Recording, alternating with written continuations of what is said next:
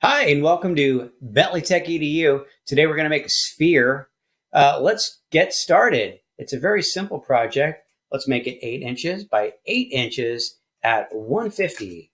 All right, I hit the create button and there we go. Let's start by making a new layer. Okay, I get a sphere, circle shape by holding Control Shift, and let's get a pink color.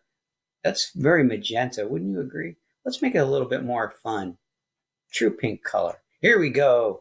Alt backspace to fill. Now, keep it selected. This is very important because we're going to use the same shape 3 times. All right. So that's the ball. I don't know why. It's a habit. I go to the brightness and I create my shadow first. Just habit. It's the way I do things. You can always make the highlight first if you want. I go for the shadow first. Okay, I click on this again. Now remember, I'm using the original pink as the foundation for all of my other colors. You can see I went to saturation for the white and brightness for the shadowy dark side. This will all become more important in just a second.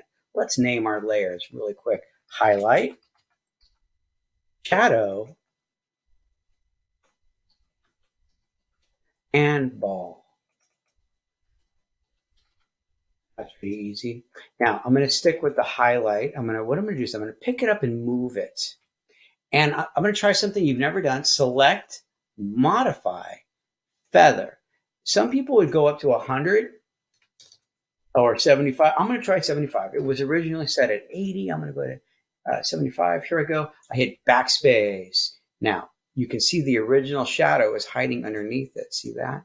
So I'm going to click a little bit more and a little bit more. And next I click on the shadow layer and it's just what you think. I'm going to go up to the other side. I'm going to hit backspace. I'm going to move it just a little bit more, backspace and backspace, just to clear out any of the excessive garbage that's on there. It looks to me like it's a little bit dark, but for right now, I'm going to leave its opacity at 100. If I needed to, I could always drop the opacity down just a little bit. And the same thing is true with the highlight. If I want to switch that out, I can lighten that as well. Let's move on to some other cool features that make it look more realistic. What I'm going to do is get a little specular highlight. I have white already there. Make a new layer. Control backspace because it's already there.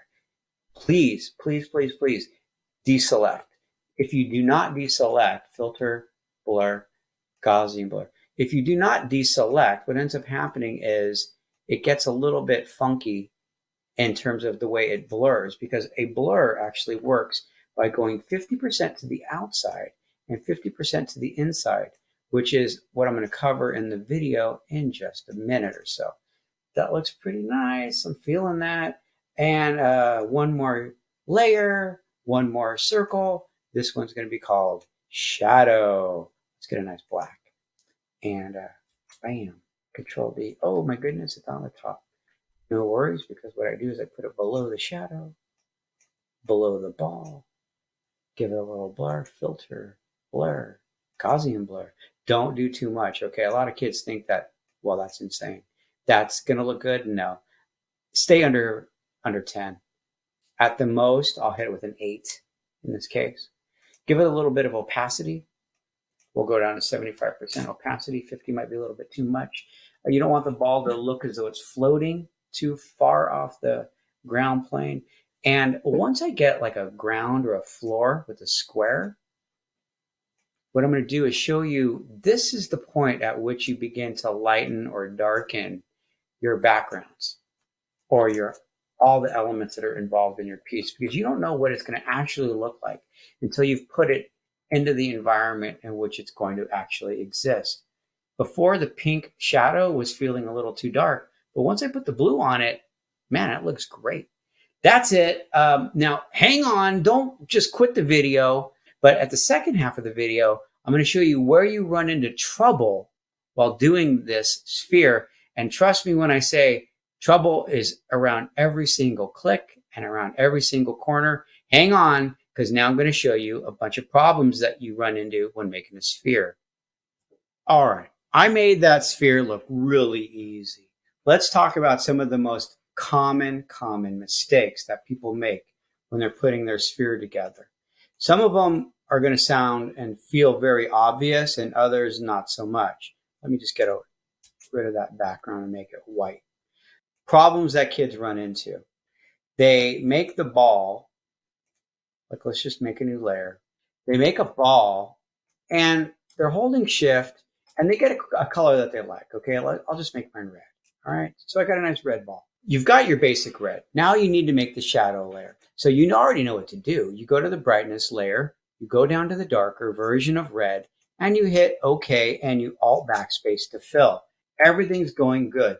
But whoops, you accidentally just either went on the new layer like I did, or you completely choked and you deselected it.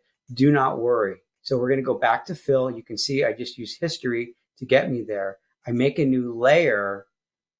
It's still selected. I'm not going to stress on it. I hit Alt backspace and now I can fill it.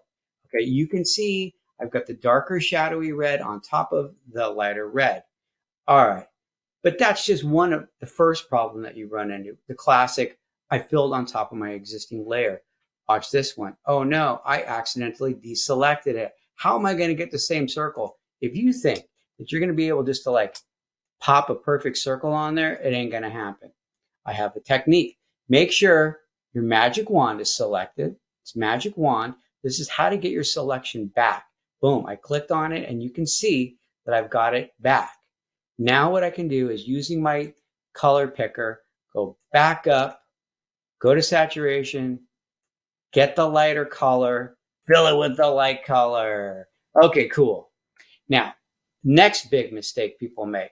It's not that they choose the wrong numbers, but guess what happens? They select, they modify, they feather, and they choose kind of a number that's too low. Like let's just go all the way down to 25. And they pick it up, and now they hit backspace. And I'm going to go on this one. I'm going to hit backspace and do Control D. Whoops, that's not looking good. Why? I had too low of a variable number in there. That 25 was not good enough.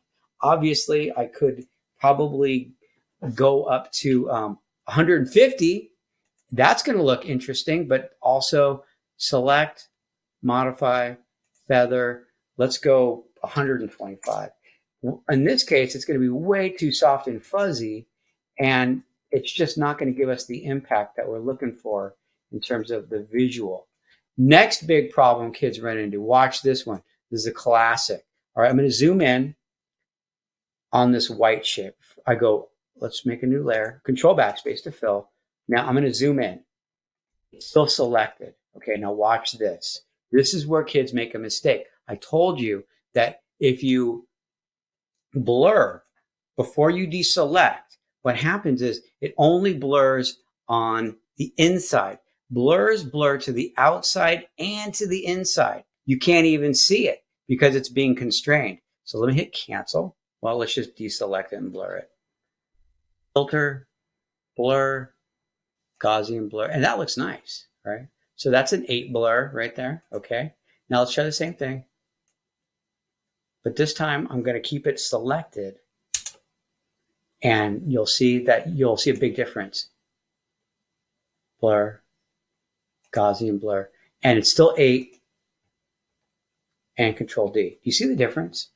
What happened is, if it's still selected, you don't get the fuzzy on the outside because these lines are preventing it from going to the outside. Remember what I said, blurs work on the outside and the inside at the same time.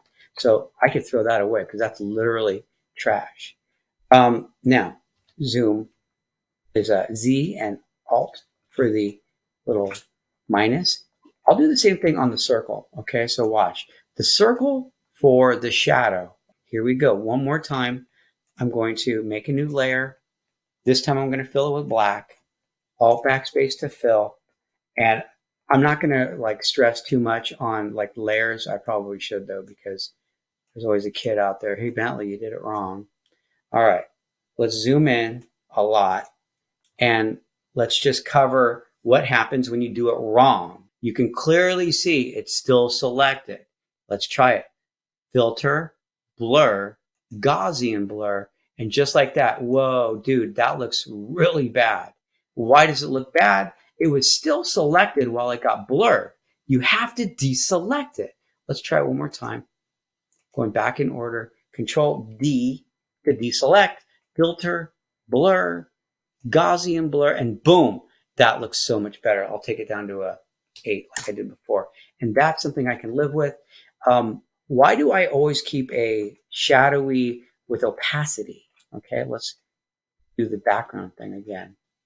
Let's get a blue.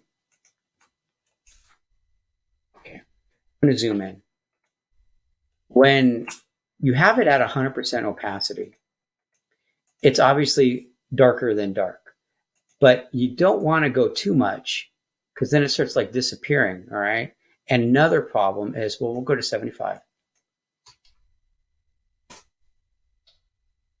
Kids put the shadow too low, okay? Don't make your ball float. If I put the shadow over here, whoa, the ball is bouncing. See that? We'll deal with that on the next project. Do not make the shadow look like it's bouncing. Not yet, anyway. Next problem kids have is they make the shadow too big or too small. Well, don't stress on it because like right now, oh no, it's too big. Control T. What you can do is you've already made the shape. Why redo it? Just hold Shift. And if you need to make it smaller, dial it in. Make it look good. When you're happy, double click and there you go.